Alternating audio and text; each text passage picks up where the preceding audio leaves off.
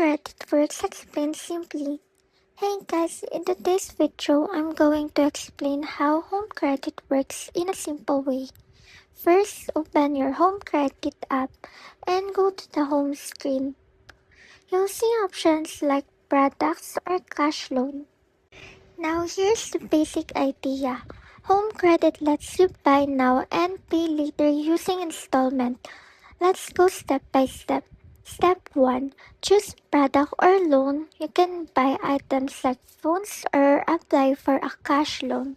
Step 2. Select your payment plan. You choose how many months to pay, like 6, 9, or 12 months. Step 3. Check the monthly payment. The app will show how much you need to pay every month. Step 4. Submit your application. Provide your details and wait for approval. Step 5. Get approved. If approved, you can take the product or receive the cash. Step 6. Pay monthly. You pay your monthly installment every month until it's fully paid. Now here's the important part.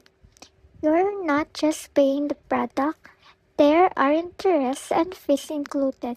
So the total amount you can pay is usually higher than the original price. Example, if a phone costs 10,000, you might pay around 1,200 per month for 12 months, totaling more than 10,000.